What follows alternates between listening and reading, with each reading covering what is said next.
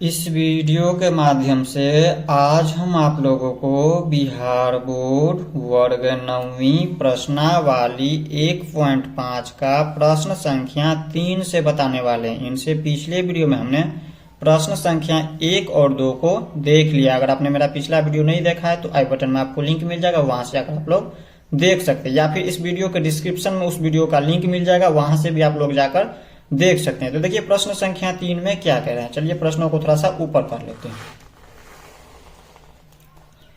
तो यहां पर देखिए प्रश्न संख्या 3 में क्या कह रहा है। प्रश्न संख्या 3 कह रहा है आपको याद होगा कि पाई को एक वृत्त की परिधि मान लीजिए सी और उसके व्यास मान लीजिए डी के अनुपात से परिभाषित किया जाता है, अर्थात पाई बराबर सी बट्टे डी है। यह इस तथ्य का अंतर्विरोध करता हुआ प्रतीत होता है कि पाई अपरिमेय है। इस अंतर्विरोध का निराकरण आप किस प्रकार करेंगे। तो चलिए इन प्रश्नों को समझते हैं।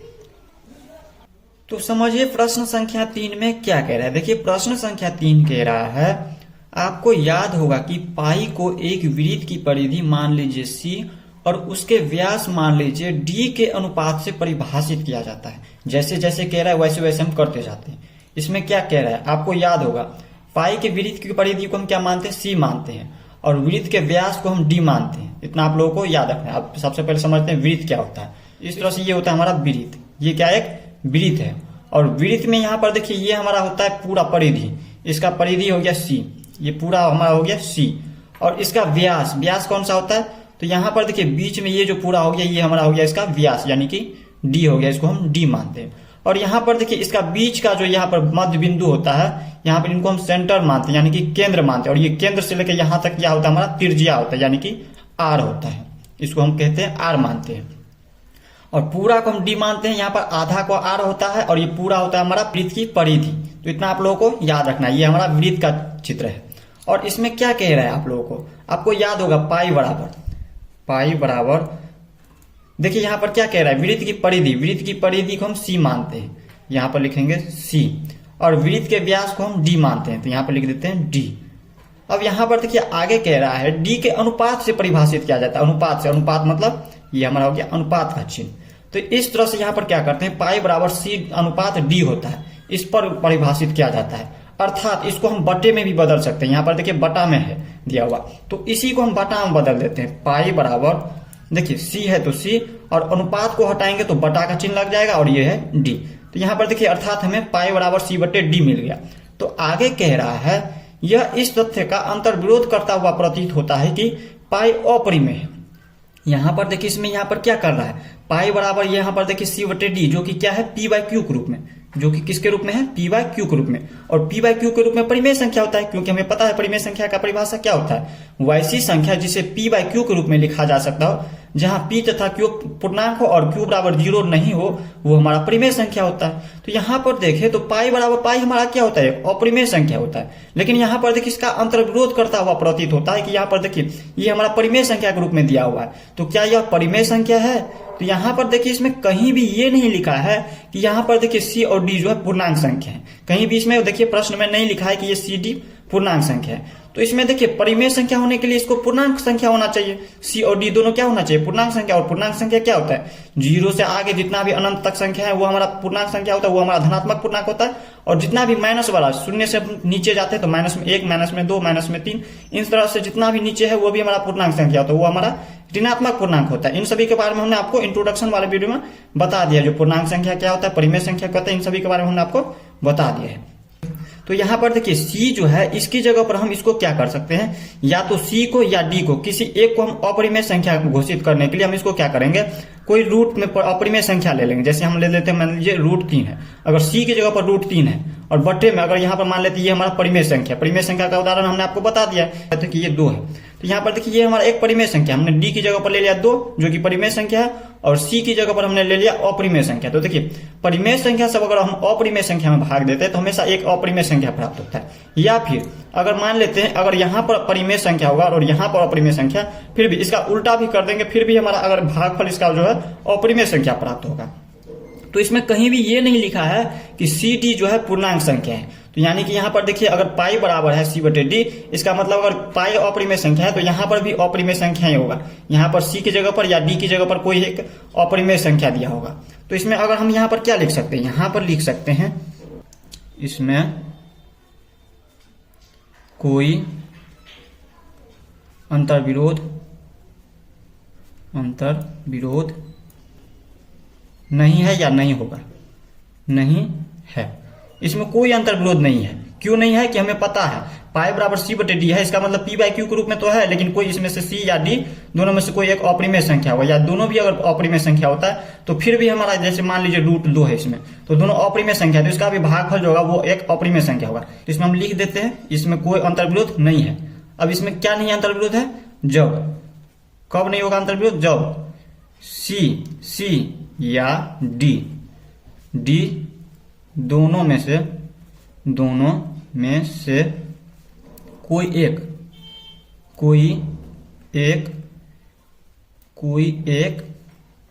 अपरिमेय संख्या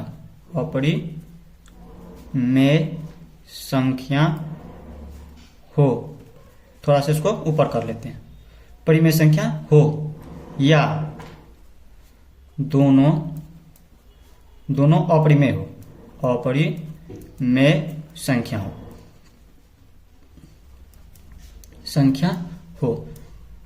तो हमारा क्या हो जाएगा, पाई बराबर सी बटे डी जो है ये एक अपरिमेय संख्या प्राप्त होगा, अपरिमेय संख्या प्राप्त होगा। तो इस तरह से आप लोग समझ गए होंगे प्रश्न संख्या 3 को। अब हम समझ लेते हैं प्रश्न संख्या 4 को। अब देखिए प्रश्न संख्या 4 में क्या कह रहा है। प्रश्न संख्या 4 कह रहा है संख्या रेखा पर √9.3 को निरूपित कीजिए। संख्या रेखा पर क्या करना है, √9.3 को निरूपित करना है। तो संख्या रेखा क्या होता है, सबसे पहले तो हमें ये समझना होगा संख्या रेखा क्या होता है। तो संख्या रेखा के बारे में हमने इंट्रोडक्शन वाले अध्याय 1 का इंट्रोडक्शन वाले वीडियो में इन सभी के बारे में अच्छा से जानकारी दे दिया है। अगर उस वीडियो को देखना चाहते हैं आप लोग तो इस वीडियो के डिस्क्रिप्शन में उस वीडियो का लिंक मिल जाएगा, वहां से जाकर आप लोग देख सकते हैं। तो चलिए थोड़ा सा समझ लेते हैं संख्या रेखा क्या होता है। तो देखिए ये हमारा होता है संख्या रेखा, और इन संख्या रेखा पर क्या करना है आप लोगों को, √9.3 को निरूपित करना है इन संख्या रेखा पर। तो चलिए इसको हम किस तरह से निरूपित करेंगे, तो क्या क्या करना पड़ेगा इसके लिए हमें। तो सबसे पहले आप लोगों को याद रखना, इसके लिए आप लोगों को ले लेना एक स्केल, एक लेना है प्रकाल और एक ले लेना है पेंसिल। मेरे पास पेन है तो हमने पेन लिया है। तो यहाँ पर अपने तीनों की सहायता से हम क्या करेंगे, संख्या रेखा पर रूट में जो है 9.3 जो है दिया हुआ है, इसको संख्या रेखा पर निरूपित करेंगे। तो इसके लिए क्या करना है आप लोगों को, सबसे पहले जीरो से लेके 9.3 सेंटीमीटर पर जाएंगे। यहाँ पर हम क्या करेंगे, इस तरह से रखेंगे, और यहाँ पर पेन को हम यहाँ पर क्या करेंगे, 0 से 9.3 सेंटीमीटर तक लेंगे। इस तरह से हमने ले लिया। यहाँ पर देखिए ये हमारा हो गया 9.3 सेंटीमीटर पे आ रहा है। यहाँ पर देखिए इसमें देख सकते हैं यहाँ पे, और इसका नाम दे देंगे हम, इसका कुछ नाम दे देंगे। जैसे हमने इसका नाम दे दिया AB, इसका नाम दे देते हैं इस पॉइंट का A, और इस पॉइंट का नाम दे देते हैं B। ये मान लेते हैं हमारा B है। अब इसके आगे क्या करना है, अब इसके आगे क्या करना है, 1 सेंटीमीटर और आगे कर लेना, बढ़ा लेना है। B से 1 सेंटीमीटर हम क्या करेंगे और आगे बढ़ा लेंगे, एक रेखा ले लेंगे इसमें। यहाँ पर क्या करते हैं, 1 सेंटीमीटर बढ़ा लेते हैं। आप कहिएगा 0 से 1 लीजिए या फिर 1 से 2 लीजिए, मतलब 1 सेंटीमीटर क्या करना आगे और बढ़ा लेना है। इस तरह से हम क्या करते हैं, इसमें बढ़ा लेते हैं। हमने इस तरह से क्या क्या बढ़ा लिया, 1 सेंटीमीटर। अब इसका कुछ नाम दे देते हैं, जैसे हमने इसका नाम दे दिया C, ये मान लेते हैं C है। अब इसके बाद क्या करना है, तो यहाँ पर देखिए इन दोनों का मध्य बिंदु ज्ञात करना है, यानी कि निकालना है। मध्य बिंदु निकालने के लिए क्या करेंगे, हम इसको हम समद्विभाजित करेंगे, यानी कि 2 बराबर भागों में बांटेंगे। अब कैसे बांटेंगे, तो यहाँ पर हम क्या करेंगे, सबसे पहले इसमें आप लोगों को पता है, यहाँ पर देखिए AB जो यहाँ से यहाँ तक लिए थे, ये हमारा कितना था, 9.3 सेंटीमीटर तक। तो हम यहाँ पर लिख देते हैं 9.3 सेंटीमीटर। ये 9.3 सेंटीमीटर का हमने एक रेखा लिया, और यहाँ पर BC क्या है, 1 सेंटीमीटर है। ये हमने 1 सेंटीमीटर का हमने एक रेखा लिया, जिसे C नाम दिया। अब इसको हम कैसे कैसे किए उसको हम लिख भी देंगे। पहले इस तरह से आप लोग समझ लीजिए, पहले हम बना लेते, इसके बाद हम आगे आपको समझाएंगे। तो इतना हमने कर दिया। अब आपको क्या करना है, इसको यहाँ पर AC को क्या करना है, समद्विभाजित करना है, यानी कि इसको 2 बराबर भागों में बांटना है इस रेखा को। तो बांटिए। तो यहाँ पर हम क्या करेंगे, प्रकाल की नोक को या तो A पर पहले रखिए या फिर C पर रखिए, और इनको हम काट देंगे। और यहाँ पर काटेंगे कितना पर, यहाँ पर नोक क्यों रख दिए, A पर, और इस पॉइंट को यहाँ पर देखिए, इसमें हम लकीर में क्या करेंगे, ये जो इस तरह से दिया हुआ है, इस लकीर को आधा से थोड़ा सा ज्यादा लेना है, पेन को इस तरह से खींच लेना है आधा से थोड़ा ज्यादा, और एक बार क्या करना है, इधर काट लेना है। एक बार हमने इस तरह से इधर काट लिया, और एक बार इधर भी काट लेना है। इस तरह से हमने काट लिया, और एक बार क्या करेंगे, अब C पर रखेंगे। यहाँ पर हम क्या करेंगे, C पर रखेंगे इस प्रकाल की नोक को, और यहाँ पर हम इस तरह से काटेंगे। अब यहाँ पर देखिए इनका कटान बिंदु, ये हो गया कटान बिंदु। यहाँ पर जहां पर दोनों कट रहा है चाप, हमने इस तरह से काटा जो था वो हमारा हो गया कटान बिंदु इस तरह से। अब इस बिंदु को हम क्या करेंगे, इस तरह से डैश डैश करके मिला देंगे। इसको क्या करना है, इस तरह से अच्छा से मिला देना है। तो हमें सिर्फ मेन जरूरत था क्या, इसका मध्य बिंदु, तो हम इस तरह से यहाँ पर मिला देते इतना, और बाकी को हम वैसे वैसे छोड़ देते हैं। अब यहाँ पर ये हमारा क्या हो गया, इसका मध्य बिंदु हो गया, यानी का बीच का बिंदु हो गया। और इसका हम कुछ नाम दे देते हैं, इसका कुछ नाम दे देते हैं। जैसे इसका नाम दे दिया हमने ओ, इसका नाम दे दिया ओ, कुछ भी नाम ले सकते हैं इसमें, तो हमने ओ नाम लिखा। और इसके बाद क्या हो गया, ये हमारा मध्य बिंदु हो गया। तो इसको हम क्या करते हैं, केंद्र मानकर, इसको हम केंद्र मानकर क्या करेंगे, हम एक अर्धवृत्त खींचेंगे। अर्धवृत्त का मतलब वृत्त क्या होता है, तो यहाँ पर इस तरह का होता है वृत्त। जैसे हमने यहाँ पर ले लिया, जैसे हम यहाँ पर देखिए इसमें समझाते हैं इस पर। जैसे यहाँ पर देखिए ये हमारा होता है इस तरह से, ये क्या होता है पूरा, ये हमारा हो गया वृत्त हो गया। और अर्धवृत्त का मतलब हो गया आधा वृत्त लेना। इस तरह से हम क्या करेंगे, आधा वृत्त, आधा गोल करेंगे इस तरह से। तो अर्धवृत्त हमें लेना है, तो अर्धवृत्त हम इस तरह से लेंगे कैसे, तो यहाँ पर इसको केंद्र मानकर, ओ को हम केंद्र मानकर, और यहाँ पर क्या करेंगे, इस पेन की नोक को हम यहाँ पर रखेंगे एक एक पॉइंट पर, एक पॉइंट पर रखेंगे, और इसको हम क्या करेंगे, इस तरह से मिला देंगे। इस तरह से हमने क्या किया, मिला दिया। इस तरह से हमारा मिल चुका है, इसको देख सकते हैं अच्छा से, ये मिल चुका है। अब ये जो दोनों मिल गया है, अब ये हमारा क्या हो गया, ये अर्धवृत्त हो गया। अब अर्धवृत्त पर क्या करना है, यहाँ पर देखिए ये जो बी है इस पर एक लंब लेना है। लंब यानी कि 90 डिग्री का कोण बनाना है। या तो आप चांद की सहायता से बना सकते हैं, या फिर प्रकाल की सहायता से भी बना सकते हैं। 90 डिग्री का कोण हम किस तरह से बनाते हैं, तो चलिए हम सीख लेते हैं 90 डिग्री का कोण बनाना। यहाँ पर हम बी पर रखेंगे इस तरह से प्रकाल की नोक को, और यहाँ पर अपना मन से क्या करेंगे, इस तरह से थोड़ा सा हम ले लेंगे इस तरह से, और इसको हम इस तरह से क्या करेंगे, एक चाप काट लेंगे। ये हमने लिया एक चाप, और इसको हम क्या करेंगे, एक बार जब काटेंगे इस तरह से, और इसको, तो ये हमारा आता है 60 डिग्री कोण। इसको अगर मिलाएंगे तो ये 60 डिग्री कोण बन जाएगा। दूसरी बार काटेंगे तो ये हमारा बनता है 120 डिग्री का कोण। और इसी को हम क्या करेंगे, थोड़ा सा आगे तक बढ़ा लेंगे, और एक बार 60 की नोक पे रखेंगे। यहाँ पर देखिए प्रकाल की नोक को एक बार 60 पर रखेंगे, और दूसरी बार हम 120 डिग्री कोण पे रखेंगे, और इसको हम इस तरह से मिला देंगे, इस तरह से मिला देंगे। और यहाँ पर देखिए ये जो कटा यही हो गया 90 डिग्री। 60 और 120 का जो बीच है, ये बीचों बीच, ये 90 डिग्री का मतलब ये हो गया सीधा सीधा रेखा, यानी कि सीधा लकीर इस तरह से लेना है। अब जहां पर मिला है इसको अच्छा से मिला दीजिए, 20 हम क्या करेंगे, इस तरह से अच्छा से इसको मिला देंगे, इस तरह से मिला दीजिए। ये जो मिला यही हो गया इसका लंब, यानी कि 90 डिग्री बन गया। ये 90 डिग्री का कोण बन गया इस पर। अब यहाँ पर जहां पर बना है, यहाँ पर देखिए इस चाप पे जहां कटा है उसका नाम दे देते हैं, मान लीजिए कुछ नाम दे दीजिए, डी मान लेते हैं, ए बी और सी, और इसको नाम दे देते हैं डी, ये मान लेते हैं डी है। देखिए बी जो हम लंब खींचे हैं इस पर जहां पर कट रहा है उसको हमने डी नाम दिया। अब आगे क्या करना है, इतना हमें करना पड़ रहा है, क्यों, क्योंकि हमें √9.3 को क्या करना है, संख्या रेखा पर निरूपित करना है। ये जो संख्या रेखा है ये क्या है, संख्या रेखा, इस पर निरूपित करना है। इसके लिए अब आगे क्या करना है, तो इसको नाप करके इसको थोड़ा सा क्या करेंगे, हम और बढ़ा लेंगे। स्केल की सहायता से क्या करेंगे, हम इसको आगे बढ़ा लेंगे। ये जो रेखा है इसको हम आगे बढ़ा लेंगे इस तरह से। इस तरह से हमने आगे बढ़ा लिया अपना मन से। अब यहाँ पर क्या करना है, ये जो हमें पता चला है, ये जो यहाँ से लेके यहाँ तक है, यही हमारा √9.3 है। यही क्या है, √9.3 सेंटीमीटर, रूट में 9.3 यही आ चुका है। और ये तो हमारा इस पर आया है, ऊपर है, लंब पर है, लेकिन हमें क्या करना है, इन संख्या रेखा पर निरूपित करना है। तो संख्या रेखा पर निरूपित करने के लिए हम क्या करेंगे, यहाँ पर देखिए प्रकाल की नोक को रखेंगे हम बी पे, और इसको हम क्या करेंगे, डी को नाप लेंगे। यहाँ पर जहां पर कटा है, ये जो कटान बिंदु जहां पर कटा है, इस तरह से हम नाप लेंगे इसको, और यहाँ पर इसको क्या करेंगे, इस तरह से एक चाप काट लेंगे। ये हमने एक चाप काट लिया, ये हमने एक क्या किया, चाप काट लिया। और जहां पे कटा है उसका कुछ नाम दे देते हैं। इसका नाम दे दिए, मान लीजिए यहाँ पर इसका नाम है ई।